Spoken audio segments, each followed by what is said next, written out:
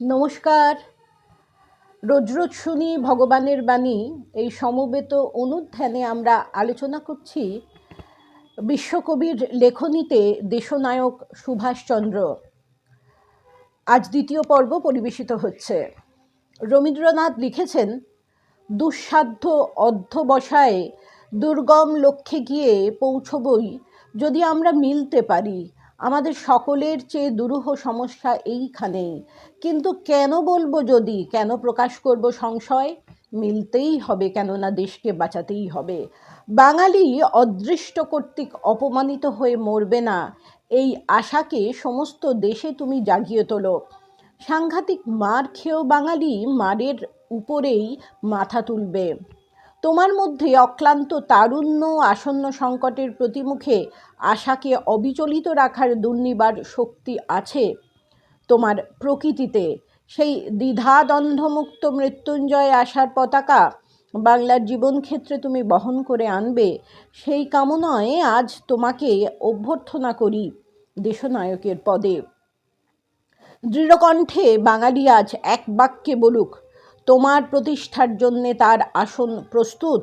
বাঙালির পরস্পর বিরোধের সমাধান হোক তোমার মধ্যে, আত্মসংশয়ের নিরসন হোক তোমার মধ্যে, হীনতা, লজ্জিত, দীনতা ধিক্কৃত হোক তোমার আদর্শে।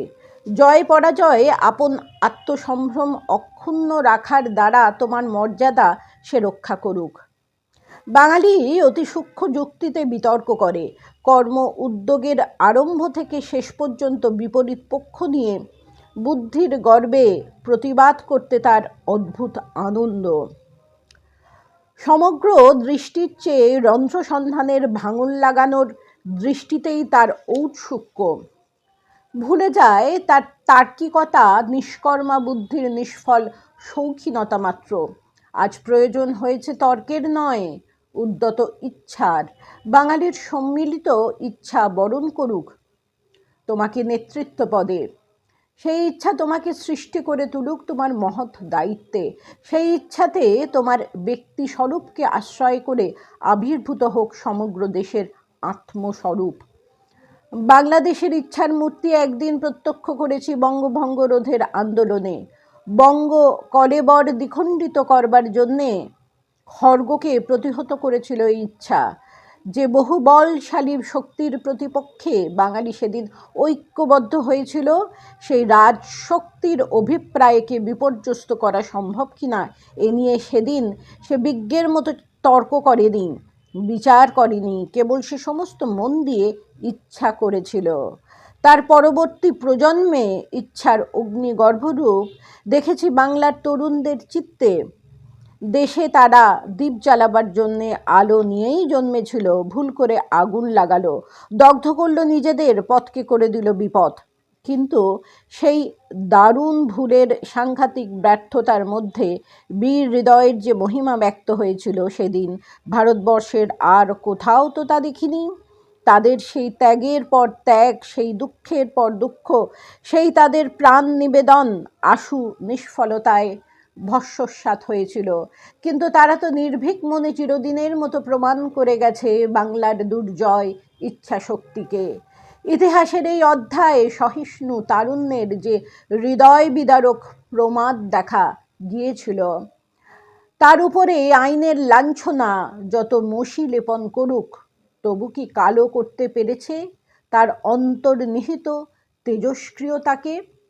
আমরা দেশের দৌর্বল্যের লক্ষণ অনেক দেখেছি, কিন্তু যেখানে পেয়েছি তার প্রবলতার পরিচয়, সেইখানেই আমাদের আশা প্রচ্ছন্ন ভূগর্ভে ভবিষ্যতের প্রতীক্ষা করেছে। সেই প্রত্যাশাকে সম্পূর্ণ প্রাণবান ও ফলবান করবার ভার নিতে হবে তোমাকে। বাঙালির স্বভাবে যা কিছু শ্রেষ্ঠ, তার সরলতা, তার কল্পনাবৃত্তি, তার নতুনকে চিনে নেবার উজ্জ্বল দৃষ্টি, রূপসৃষ্টির নৈপুণ্য, অপরিচিত সংস্কৃতির দানকে গ্রহণ করবার সহজ শক্তি, এই সকল ক্ষমতাকে ভাবের পথ থেকে কাজের পথে প্রবৃত্ত করতে হবে। দেশের পুরাতন জীর্ণতাকে দূর করে, তামসিকতার আবরণ থেকে মুক্ত করে নববসন্তে তার নতুন প্রাণকে প্রতিষ্ঠিত করতে হবে। এই সৃষ্টি কর্তৃত্ব গ্রহণ করো তুমি। শেষকালে কবিগুরু আশীর্বাদ করে লিখেছেন, তারপরে আশীর্বাদ করে বিদায় নেব এই জেনে যে দেশের দুঃখকে তুমি তোমার আপন দুঃখ করেছ, দেশের সার্থক মুক্তি অগ্রসর হয়ে আসছে তোমার চরম পুরস্কার বহন করে। নমস্কার।